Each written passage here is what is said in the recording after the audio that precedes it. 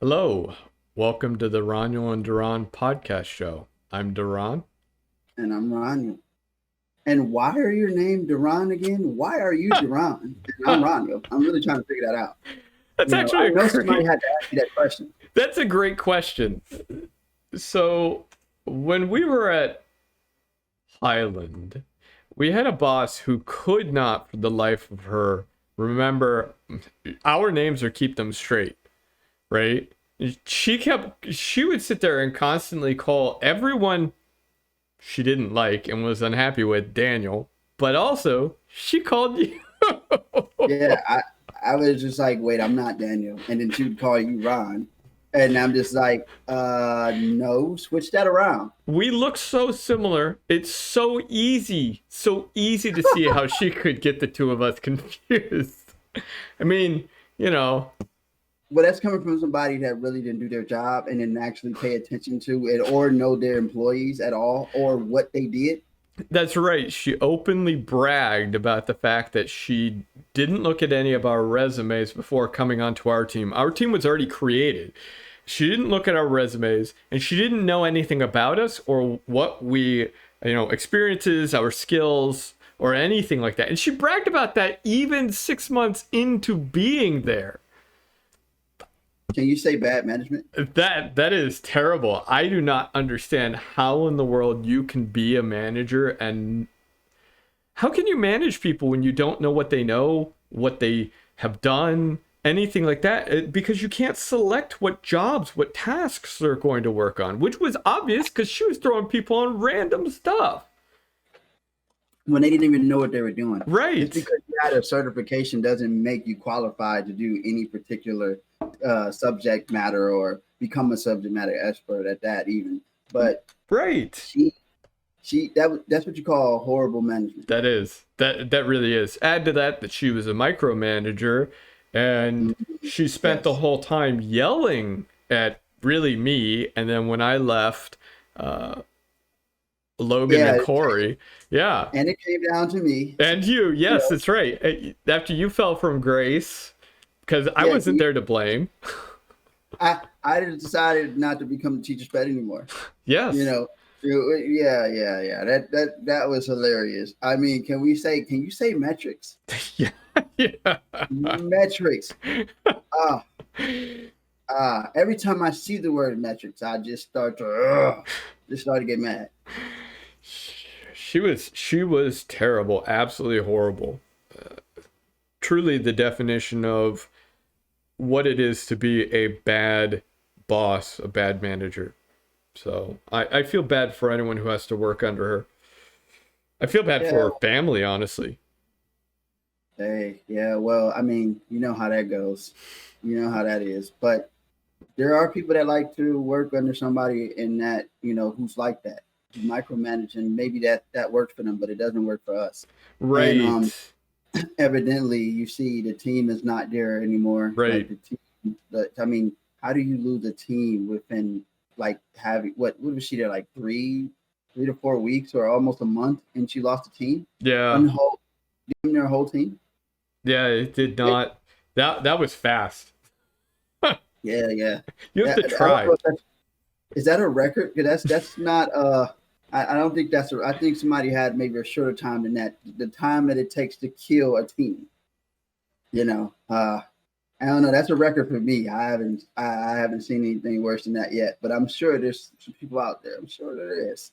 Well, the worst part, I think, is that the team had at that point been most of the team had been coming together and had figured it out. And what we really saw was she showed how a bad manager can quickly cause everything to roll back. And then after that, she just continued the onslaught to where she lost people who had liked her. And the reason why they had liked her was because she spent the whole time going after me. And some of those individuals had some issues that they needed to work out for themselves. And when she was no longer going after me, she didn't realize the reason why those people allied with her and did not recognize that some people you do not want as allies because the motives are completely wrong. If she would have just listened to her team like she was supposed to, things would have went smoothly, Yeah. and she still would have had a team. Yeah. Whether it was the best team or not, and I won't say that was the best team I've been on, but we know that. But Yeah. it could have worked out. But that's the definition of bad management. And that's the reason why we decided to get, to name ourselves that, because my name is really Ron, and that's Daniel. And we just since she called me Daniel, I mixed Daniel and Ron together, which has Roniel, and then you mix Daniel and Ron together on this team, you got DaRon. Right. So that's kind of how those names came up, and we thought it was really funny to actually, do that and call our podcast that name, by the way. So that's right. It works out well, especially because it is one of the major points and purposes of this is it blends together our experiences. So we wound up naming the podcast show in remembrance of the utter jackass of a boss and incompetence of management that brought us and some of our cohorts together. Yeah, it was horrible. And it's bad that you will experience, and sometime, or people in general, if you're in this field or any field, you're going to experience bad management. Yeah. Especially like this. Hopefully you don't have to, see it like this, but you probably will experience it.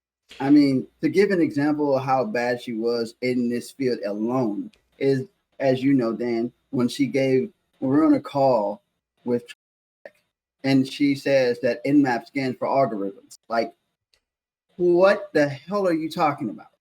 Like, you do not know what you're talking about. And it's simple. And as simple as Nmap is, you should have a great understanding of how that works, especially if you're in this field. Yeah. I don't care if you're an AppSec or anything, but what the hell? Nmap stands for algorithms. I didn't know that it does. I didn't know it do that. I didn't know we had anything that does that or have that capability. It was, yeah, she was terrible. She was horrible. She couldn't explain the difference between static analysis and dynamic analysis software testing tools. She could not draw a simple software development lifecycle up on the board. I mean, you saw her, you remember, she was struggling so hard to draw it on the board. Basic stuff, but she had the CSSLP just like me. All she had to do was ask to phone a friend. That's right. And that's actually one of the many reasons why I have firmly stated I do not believe in certifications, is because I've actually met a number of people like her, unfortunately, who had them, and they were completely, utterly, totally incompetent. They did not know the thing that they had as a supposed certification in and were supposed experts. I have vowed never to be like that. And you know how I feel about certification. Mm-hmm. We can go all day about certifications. It's a con. Yes. I mean, it's a thing to get your money. Mm-hmm. And certifications don't make you. You have to make certifications. You have to have the skill set and experience to go along with that certification or degree. Yeah. And I think people don't understand that. Like, some people we know who thought that their OSCP would get them really far, and it's only gonna get you so far. You have to know the stuff. You have to really know your stuff. You have to have experience. And I think that's what people don't understand. They look at this, but that goes back to corporations and HR and different things. They don't understand. Right. They don't understand it. So their thing is, we have to have somebody with an OSCP or a CEH or all that other bull crap. And then, you get that. You get them into the door. Then when you get to the technical interview, they're like, what the hell did they send us? Like, this guy don't know what he's doing. He couldn't hack his way out of a cardboard box. That's sad. And that's why our industry is failing as it is now, because there's people coming in for the money and not because, they have passion for it or they love it and they're really trying to help the industry. No, they're just looking for the money. And they think these big certifications will get them that. Yeah, that's exactly right. And I say this as a guy who holds a lot of certifications in a lot of different areas. I, I am a strong advocate against certifications. I'm actually a huge advocate against the cybersecurity degrees and diplomas that you see today as well. Those are the same hot garbage. Absolute terrible. Terrible. I have yet to see someone come out of one of those programs who knew anything, and were even semi competent within cybersecurity. And it doesn't matter if they got it from a fancy big name school or they got it from somewhere else. They are always so bad. We actually interviewed someone just the other day who got his master's in cybersecurity from a place I shall not name. This guy could not answer any question that was asked. And we were asking him incredibly simple questions. And it was actually very sad. It's very sad, very disheartening. So, Was it one of those questions on what is encryption? we didn't even get that far. Mm, mm. Oh man. You know, it's like I said, it's sad. Like this industry, I have to say that my perception of what things would be like when I first got my first job in security or information security or AppSec, I had just high hopes that there was just brilliant people here. Yeah. There was awesome, hackers, and I was going to learn a lot of things, and there's no way I could be like these people. And, how can I get there? And then when you look down the road, I'm thinking like 6 to 7 years later, I'm like, what the hell was I thinking? Like, you're looking up to people that really don't know what they're doing, or they're frauds in the industry, or they don't know what they're doing. So they give this aspect, oh, you don't need to know how. Like, right. How can you tell somebody that you don't need to know how to code? You don't need to know how to do this, to do none of that. All you need to do is run a tool. And I mean, I told you, I was at Nauticon. What was it? I want to say it had to be 2009, maybe. Okay. I was there, maybe 2008. And one of the guys up there, and he's like, I'm a network pen tester. We hack all things. We get shells. We pwn everything. He's like, yeah, I don't even know how to program. You don't have to do none of that. All we got to do is run a tool. You don't even know none of that. And I'm like, you're thinking about that. What makes you different from the script kiddies? Right. And being an actual pen tester. Like, I mean, that just tells me you're no better than them. You don't know what you're doing. You just know how to run a tool. And then when you can't use a tool, or the tool doesn't find anything for you, then what? How do you escalate from there? Right. And that's just sad because, people in the industry that are coming in, they don't understand that, and they don't understand what they're doing, and they don't have passion for it. They don't have passion to drive them to get that knowledge and to learn. Right. Well, and to that point, so even at big name organizations that have upwards of 90% of all the federal cybersecurity contracts, I found, having been a member of several of such organizations, actually, I have found that you'll have a lot of people who will tell you in there that they are penetration testers, and they don't know how to do basic programming. They don't understand operating systems or any of that kind of stuff. They certainly don't know anything about applications. But a lot of those other people will also tell you that they're application, or I hate it when they say this, I can't stand that, app testers and application penetration testers, things like that. And I actually met one guy. So we were in the vehicle together driving to go to an engagement. He's like, oh, I do application penetration testing. He said app, but I'll speak proper English here. And I said, oh, that's great. I was so excited because there aren't many people who do it. I said, that's great. And then I started trying to have a conversation with him about it.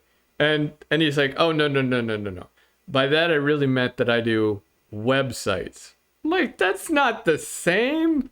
It's not even remotely similar. And it's easy. It's easy. website hacking is easy. You don't, like, to be honest, this was Marie Roback.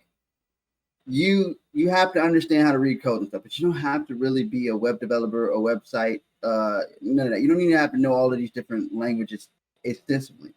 You got to have an understanding, but you don't really have to know how to really code. You can have a little bit of it, but it's easy. It's not hard. Just like I was saying about network penetration testing, it's not as hard as people think. But when it comes to application security, we're talking about applications here.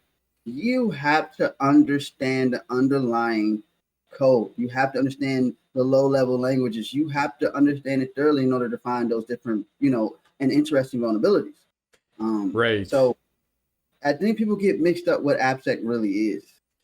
Well, you're doing it right when you're talking about doing things like port scans, and you talk about having to actually read binary and actually understand bytecode and how to decompile things and how to do various injections using stuff that is in bytecode or assembly or whatever it happens to be that you happen to be working with language wise that you're injecting into.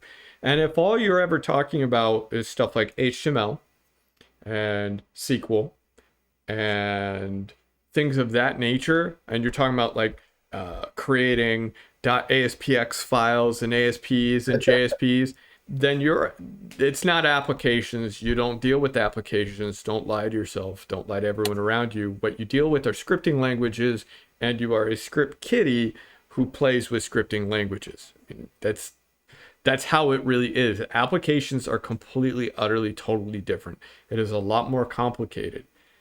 And that's also how you get these guys. They don't understand anything about encryption, and they don't understand anything about timing attacks beyond very basic stuff that they learned from stuff like SQL map. And even then, they usually don't get that either. But they know only a very specific subset, and that's not really application.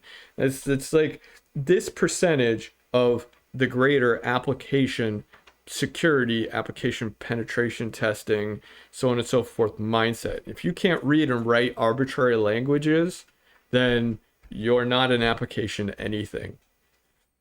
Yeah, which is why I said that, it was best for people to have a good computer science background. Yeah. Because in computer science, especially even though I went to CSU, Cleveland State University, I still got a good fundamental background.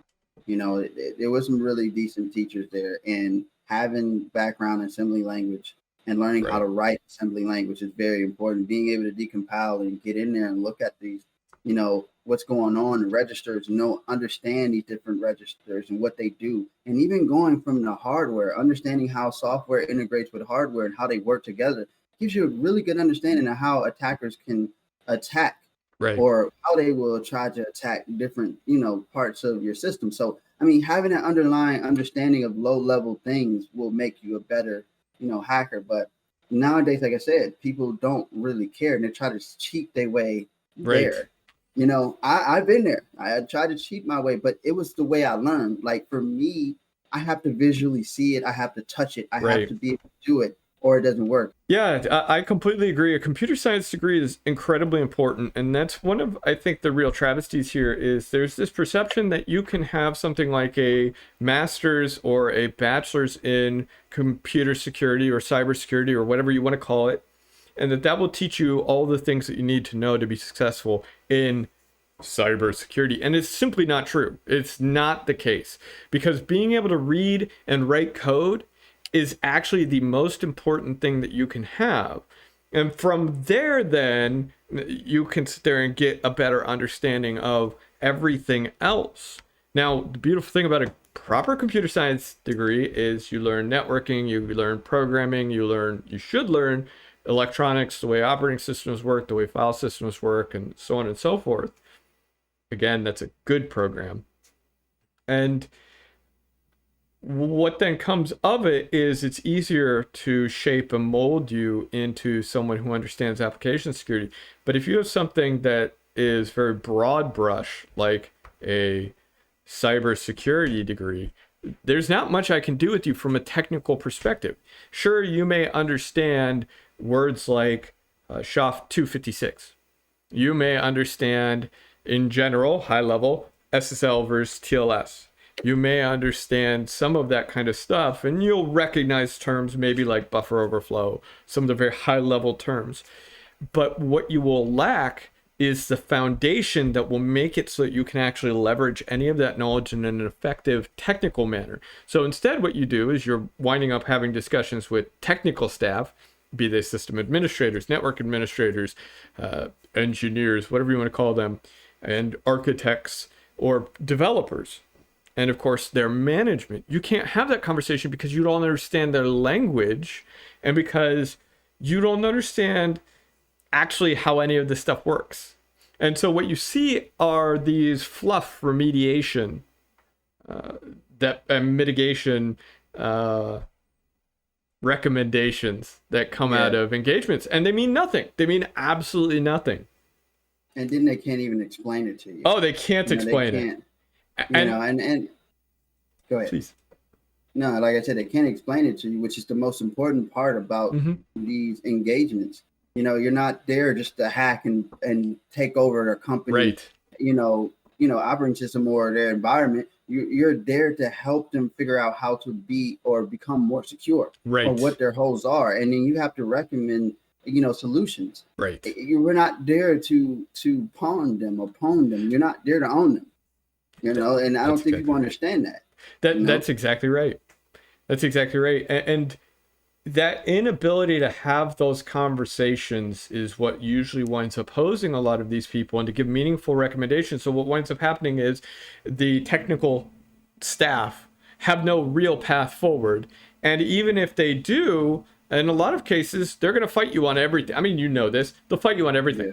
Nothing's a real vulnerability. You don't know what you're talking about kind of deal. Well, if you actually can speak their language and can talk to them and explain it to them in their language, and then demonstrate it and explain why things are happening, you get a very different response. When you look at that code and you say stuff to them, I had one, actually, I'll give you a good example of just the kind of relationship you can build. So this one is a weapons platform. And I sat there, I did a quick code review, and I was telling them they had all these different bugs and vulnerabilities. Well, the senior gentleman in charge of writing that software, in charge of the team writing that software, sat there and he contested it right then and there in this meeting with all of these technical staff and all this other stuff. And he said, no, we don't have any bugs. It's thoroughly tested, blah, blah, blah, blah, blah. Yeah, I know, you laughed. And I said, and he said to me, show me one example. And I slapped up, I'm not kidding, slapped up a piece of code. And I said, right there. He said, yeah, so what? And I said, you're doing a size of on a pointer. He said, yep, that's right. We're talking C. He goes, yep, that's right. And that works exactly as intended. And I said, no. You don't understand. You're doing a size of on a pointer. He's like, exactly. I said, what does that return? And I got to see his face as the gears started actually turning, and he's like, oh.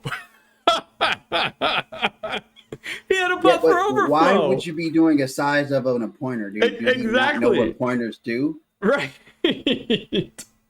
Right. So he got an idea that was going to be an issue. And then from there, that actually being able to sit there and point that out and have that conversation with him, because I know what size of on a pointer does. He knew what size of on a pointer does. He knows what a pointer size is. And of course, it can return anything from 4 to 8 to so on and so forth, depending on if you're 8-bit, 16-bit, 32-bit, 64-bit processor and all that good stuff.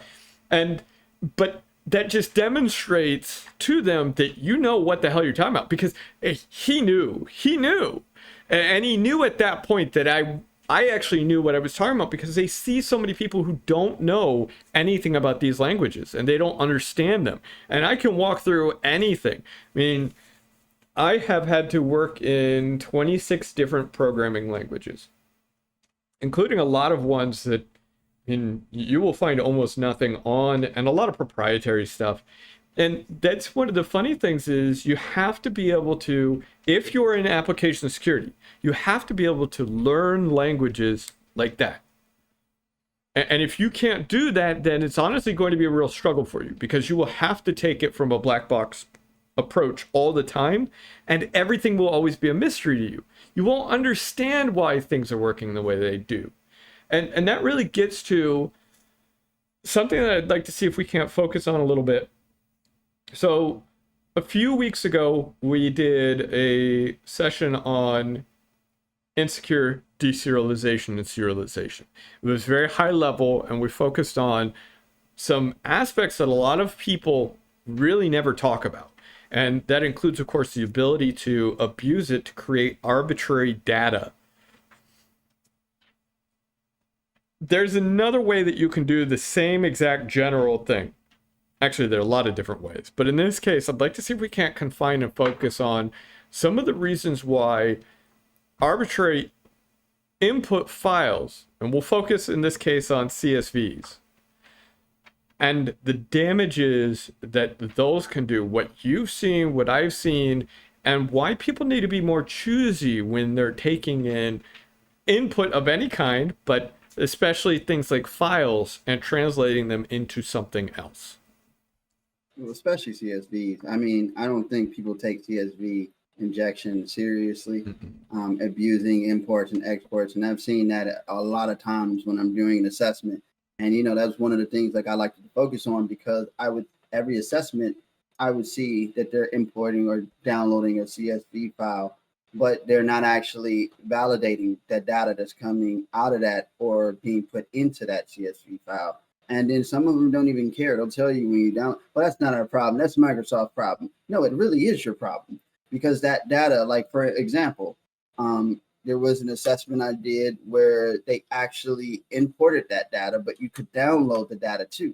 So I could put any like any payload in there.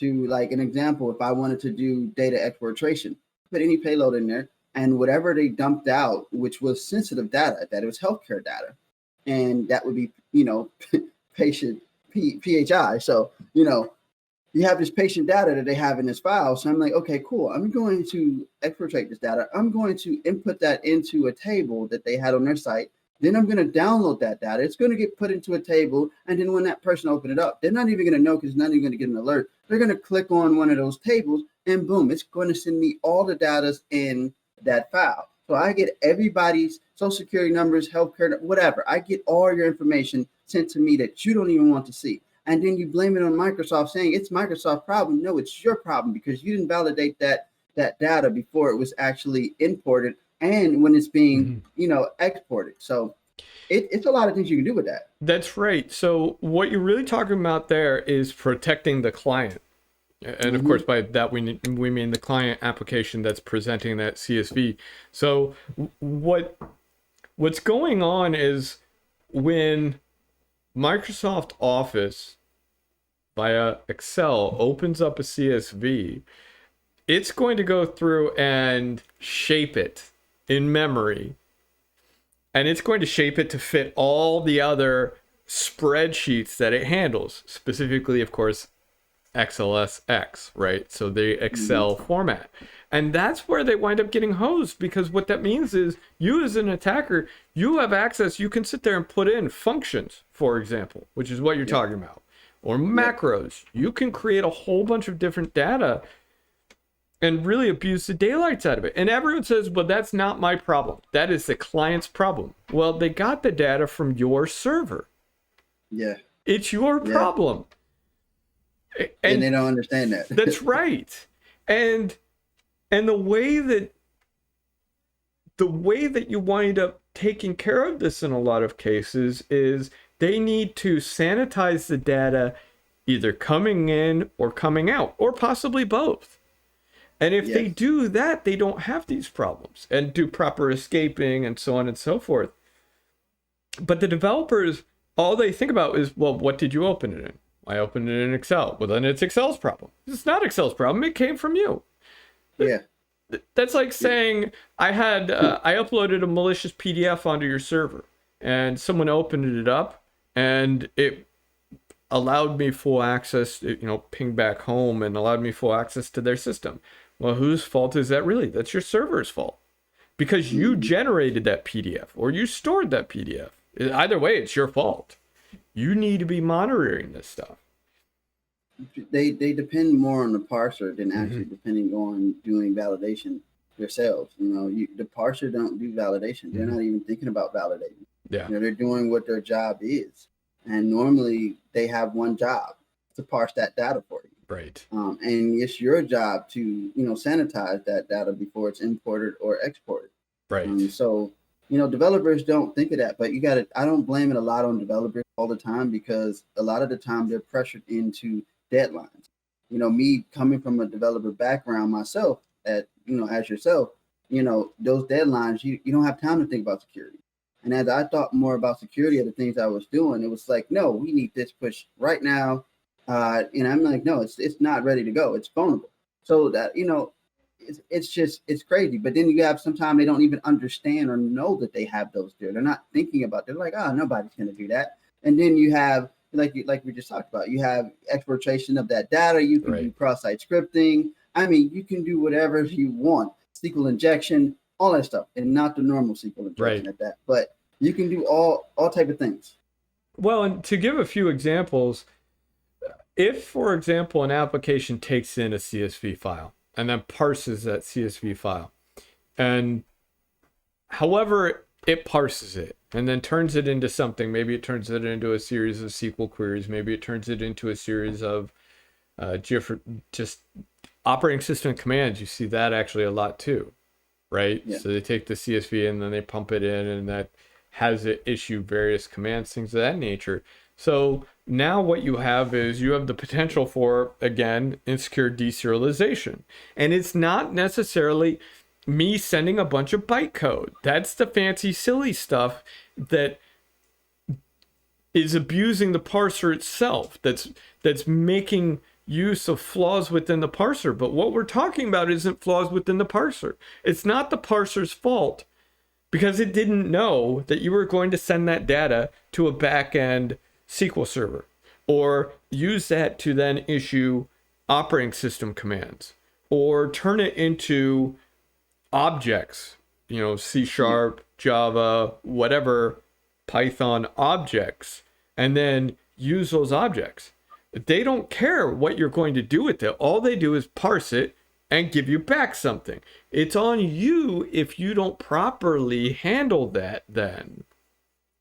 And we can have the same exact flaws that we showed the other day with struts that I had mentioned you also get in ASP and so on and so forth. You can have those same exact things from your really any file parser. And that includes things like PDF or image. Yeah. And think about, just say, for instance, you're not even doing, like, you don't do any macro injection, but just say that, if I wanted to get ransomware from a CSV file and inject ransomware into somebody's machine very easily, and there's so many different attack vectors from that. Like, just opening that up, I can drop down more code and run it. And I can have when you open up your CSV file and you accept, I can have it literally run my code. Right.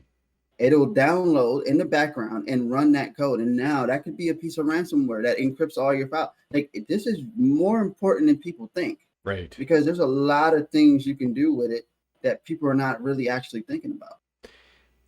And to add to that, it's interesting because if I can get your system either to mirror back or generate CSVs or to take in a large number, so now we can start playing games with it. Of course, the poor man's weapon is denial of service. That means everything else failed. So either attempting to flood it with a whole bunch of, maybe they're nonsensical, maybe they're hard to parse, maybe they're just large, maybe they're just a ton of them, but CSV files. That is an easy, cheap example.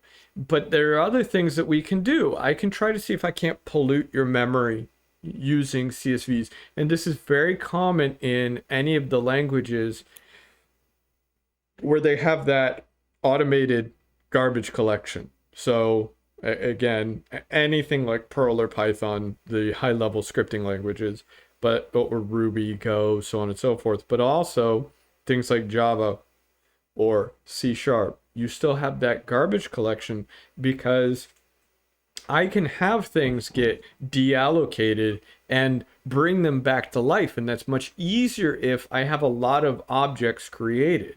So I, as an attacker, send you a large number of very small CSVs in the hopes that I can cause you to expand your heap.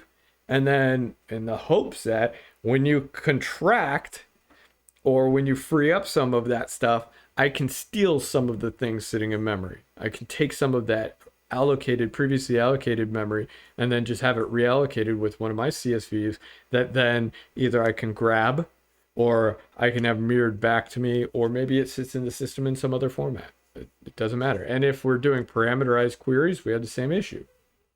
How about other injection points where you can actually, if you have format string injection, if you're taking in different formats or integers, and you can just put and I've done this before where I'd put a huge integer, in one side of shell and then upload it where it's supposed to go in that particular shell that takes an integer and then it overflows and it crashes everything. Right. And then, like you said, if you can inject things into memory, now I also have done attacks where I can inject my own things into memory and be able to do those type of attacks from there and maybe get a backdoor on your system. So now I have a web shell on your server or different stuff. So I've done that too. So you can utilize those things, the same things you would do on applications or any protocol or stuff like that, buffer overflows, anything. You can do that same thing here on these applications. Right. We also would check for things like time to check, time to use, because it could be that when you go through and you create this file and you use the file, you give it a random name. Maybe it's not so random. Maybe it's based on the date or time or any other number of things. Maybe if I get two files going to get created at the same time, I can get you to mix them up, and then you'll store in my account Roniel's file, and I'll then be able to read his file. I mean, the sky's really the limit, and that's one of the important things here. We talked before about problem abstraction. So what we're really talking about when we talk about CSV injection is input validation. And input validation, like we discussed before, covers almost all vulnerabilities. Almost all of them. When you take in a file, you need to properly sanitize, escape, and validate it. I don't care where it's coming from. I don't care how much you supposedly trust that source. Especially if you're going to do something with it. And doing something with it includes putting it in memory, includes parsing it, includes placing it on a file system, includes turning it into SQL, whatever it happens to be. That's the way this winds up working. And it's incredibly short-sighted, but a lot of developers they don't think it's in their purview. Yeah, and I mean, a lot of times they don't even know that they don't know these things. They don't even get training for these things. And it's crazy because a lot of developers are barely good at developing, and then they got to try to be good at security too. Right. Like, it's a hard thing to juggle. Right. But if you can get a developer who has security first, and it's pretty decent in development, I think you have a good developer, and somebody that will, be able to understand what's really going on and call those things out. But you don't get both. No. You can't have your cake and eat it too. No. So. And I'm going to take a controversial stance here and say, you cannot and should not expect your developers to be the bastions of security. This whole security evangelism stuff is utter nonsense. It makes no sense. Security is a specialty field, period. Your security professionals need to be there to help guide them. But at the end of the day, Your developers are not security experts, and they never, ever will be. If they were going to be, they would leave the field and become security personnel instead of software developers. Like the security champions? Yes. The stupidest thing ever. And you see all these organizations try that. That has failed in every single organization that has tried it. It doesn't work. And those people eventually and I've had people say, "Oh no, it works. It works. It worked here." And every single time I looked at them and I said, "Okay, well, first of all, why are there so many vulnerabilities? Secondly, why did this person who was a security champion then leave his field and enter security?" Yeah. I mean, they didn't want to do it in the first place. Mm-mm. People need to stick to what they're good at. That's right. That's right. And it is what it is. But, I think that is the stupidest thing. That's why you hire security experts, right, to be there to help and coach the team on, vulnerabilities they have or present, or think about security first. Right. That security should be baked in. Right. To your design. Like, that should be the first thing you think about, and then you start going around and building the product. But, that's not how companies think. And they're trying to, and really, when you think about it, they're just trying to get things out as quickly as possible and get the money. Right. Money. It's not about how secure. Like, think about it. You're using a bank application, right, that's supposed to protect your money. And they're not thinking about security. Would you really feel comfortable trusting somebody that's all about your money, but not thinking about protecting your money? Right. So, it's hard to trust that. And people don't understand, especially developers. And I used to tell some of the people that I worked with when I was a developer, like, you got to really think about this, because you're not thinking about it. You got people's lives in your hand.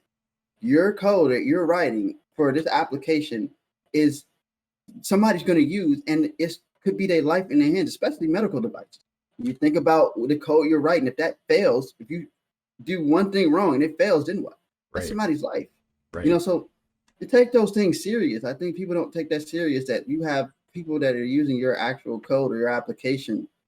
They have their lives are in your hands. And if something goes wrong, and because you didn't think about securing your product, then whose fault is it? Right. Right. Yeah. Well, and that's why realistically what all organizations that write any code need to have are very, very strong security personnel. And those security personnel need to work cooperatively and constantly with the development teams. And I don't just mean the people writing code. I mean the people creating the requirements, the people actually designing and architecting, all of that good stuff. Security cannot come only when you're writing the code. That's too late for most vulnerabilities. Way too late. It's a team effort, teamwork, and I don't think people think about that. No. We experienced that I know you experienced that, and we experienced that at Highland. Yeah. So, it's sad. Yeah. But hopefully these messages and this podcast will help other people and help other, companies or anybody that's doing freelancing or different things or starting your own application. Think about that. Yeah. Security has to be first. It does. Can never be last. Can never be last. It does. Always first. Just like what's that movie? Gene, if you ain't first, you're last. Security has to be first, not last. Yeah. Yeah. It reminded me when I said that. That's what it reminded me of. Well, and you're exactly right. And organizations just have to remember, at the end of the day, you may not want to pay for it, but you need to pay for security professionals. If you're writing code, you have to. This whole, I can teach my developers security does not work. It doesn't work anywhere. Major organizations all around the world have tried it over and over and over and over again. The government has tried it over and over and over and over again. It doesn't work. Developers have other things on their mind. What developers and architects, etc., need to have in their mind is how to make a solid product that doesn't have bugs. And then your security team needs to be consulted and be part of it, baked into it, so that they can go through and say, okay, well, understanding you don't want bugs, and vulnerabilities are just bugs. They're a special kind of bug. Here's what we need to do. Here are the things you need to remember. and guide them and then review their work constantly. That's how this works. It's supposed to be a team effort. You can't do it any other way. Yeah, I agree with that. It can't be, and that's just something that people have to understand. But we're a long ways from that. If they were doing that, we would probably have less vulnerabilities. I would say maybe, but we at least wouldn't see a lot of people in the newspaper. Yeah, you know, a lot of companies in the newspaper things. I mean, especially simple things like, you know, and we're just getting off. Like, I'm just gonna say this is not even just code. We're talking about simple things of backing your data up. yeah, right. Like, come on, you know, like it's sad, but you know, and don't ever pay the ransom. Yeah, don't pay the ransom. Back your shit up. Don't pay the ransom. If you have your stuff backed up, you still need to pay ransom. Yeah. But if you also have good security professionals, right? I'm not gonna say that, you know, you're gonna be able to stop everybody, because right. it's the humans that always are the targets. You know, it's humans. But if you have good security professionals that are doing security awareness, that are making sure that their users understand that they shouldn't be clicking on things that they don't know about or they don't know anything about, you know, you don't click on just anything random. You know, you need to be able to like know what you're clicking on. You need to know that. Like, I'm not going to just click on anything just because it has cats on it. I like cats. I'm not going to click it because somebody sent me cats. If Dan sends me something about cats, I'm not just going to click on it. Definitely don't send. If I send you something, don't click on it. Ask my boss; he'll tell you. This guy's sneaky. But if you have a good security program, I think that companies would be a lot better. But they don't want to pay for security. Security is the last thing they focus on. Security is it's just a shame that security is not the first thing in line. Like the first. It's seen as an expense, and so many organizations now sit there and say, well, I'll just buy insurance. I'll buy insurance. And frankly, if I were in cyber insurance, I wouldn't allow most anyone to get a policy. It's ludicrous. These guys are going to go bankrupt. That or they just deny every claim. I don't know which is going to happen, but it's impossible. I see it being all about money. You know, like, it doesn't matter. Who cares? Right. You know, who cares if you have any, you know, good security program, and you take the insurance and you know, we're going to get your money anyway, you know, but they'll just jack up your rates. Right. Again, if you're a company and you don't think about security first, then you should. Today is the day to start thinking about security first. Bake that into your product. Do not make it last. Trust our word, because if you don't, you'll end up in the front page of the newspaper. I have had companies actually, when government organizations as well, when I went to go do a penetration test, they said, "Oh, you'll never be able to get in. You'll never be able to get in." And every time I've gotten in, completely in.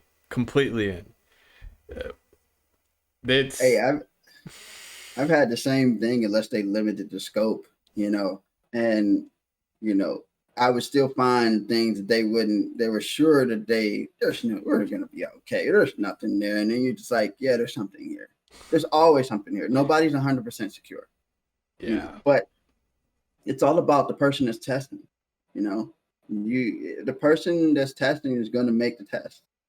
You know, if you get somebody that don't know what they're doing, then you're probably not going to have much. But if you get somebody that actually knows a lot more and has more experience, you're going to be, you know, find some real good stuff. And that's when I talk about, you know, when we have these discussions about hacking, you know, or penetration testing, what it takes to really be good. And in my perspective, I just feel like not only do you need that to have the technical knowledge, but I've seen people that have technical knowledge but cannot think outside the box. They are not creative at all. And I think having a lot of creativity will make you great in this field. Not only passion and that technical knowledge, but creativity. Because if you don't have that, there's no way you're going to be able to do some of these different attacks, or even come up with different techniques or newer things. CSV injection being the perfect example, because it is insanely underrated. In fact, actually, most of the file input or file export, I should say import and export, most file import and most file export, grossly underrated and ignored in attacks. Being able to upload images and everything else, and then everyone always thumbnails it. Well, Yeah. I can show you every single time if an application goes through and does a file upload and then they create a thumbnail, I can abuse it all day long. And if they don't create a thumbnail, I can still abuse it all day long and install backdoor in almost every single instance. Yeah, I did the same thing where there's, it's a profile image, and you like, wow, I can literally upload a web shell and a profile image. Yep. What the hell? And they're not validating that. Yep. Even in your AWS system where containers, you have a container and they upload it. A lot of times they're uploading there and not actually checking their containers and validating stuff that's going in there. So now you have other things in enumeration and different attacks that I can do just with importing and exporting data or exporting those, payloads. Yeah. So yeah, that's exactly right. It's something that people need to take serious. I see, like I said, when I worked with a lot of companies, that wasn't things that they took serious. Even in the consulting field in general, like I didn't see a lot of people taking that serious. It's like CSV injection, what? That's nothing. And then you're like, wow, wait, how did you do that? What did you just do? Oh, we did not. Why didn't we find it on our other reports? Why didn't they find this? And they're like, this is very simple. This is not hard at all. Like I don't think anybody was thinking about that. Right. But I'm looking at everything. And one thing I will say before, we end this off, one thing I should say is about looking for, CSV injection is, look at everything, period, when you're doing your test, but look at anything that's importing or exporting data, especially if it's CSV file. And not only just CSV files, we have PDF. You can inject stuff in the PDF. It can be whatever you can think of, but definitely CSV. If you can export or import, you're definitely in the world of honing things. And it could be cross-site scripting, some deserialization issues, because I've seen people do deserialization on CSV files. Yes. So, crazy. I mean, you have a lot of vectors there, exfiltrating data, sensitive data. You can get backdoors, shells. The sky's the limit. It really is. And just to give a couple final examples, if, for example, your system is PDFing and you're using something like, what the hell is the one? Puppet. You're using Puppeteer. So you're using Puppeteer or anything like that. You can sit there as an attacker and create scripts that will not show up for anyone else, but will execute when Puppeteer goes through and does its thing. And it's phenomenal. And the same is true with Phantom.js or whatever. But you have these people, going back to something you said earlier, they think, well, you're attacking Excel, you're attacking Word, you're attacking Open Docs, you're attacking Open Docs, whatever it happens to be, Open Libra, whatever it happens to be. But here's the thing, that is no different than if I'm attacking Firefox or Edge or Internet Explorer or Safari or whatever your browser is. A client-side attack is a client-side attack. Protect your clients. It's that simple. Yeah. Protect the clients. And as you can say, if you can vouch me on this, 99% of the vulnerabilities are input, validation issues. I'm going to give that 1% maybe something different, but I want to say 99% are input validation issues. That's right. It is insane how many vulnerabilities and vulnerability types strictly go back to insufficient input validation. Period. Most of your authentication, authorization, most denial of service, of course, as you know, all the injections, so on and so forth, they all fall back onto it. All of them. Yeah. So basically, rule number 1, Always sanitize data that's coming in or even data that's going out.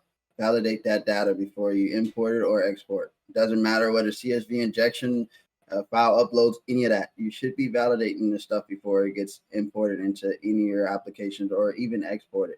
Yeah. So Definitely. that is big thing. And then another thing is, you're in this field. I think it's best to understand when we were just talking about earlier is that you're hacking to learn, not to learn to hack. Right. Okay. Right. And that's a big important thing, that if that's not what you're doing, then you're never going to be good at it. Right. And I think that's something that just goes back to what we were talking about when it comes to application security.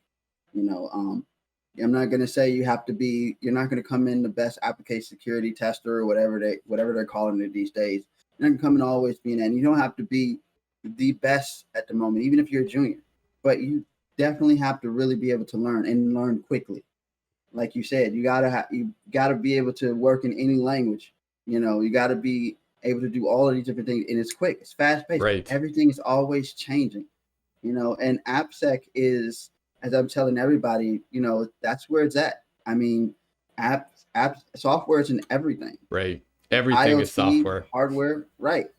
So when you think about application security, it's everywhere. Infrastructure is code, virtualization, via a VNF, VFN, so on and so forth. It's all code, all of it. Yeah.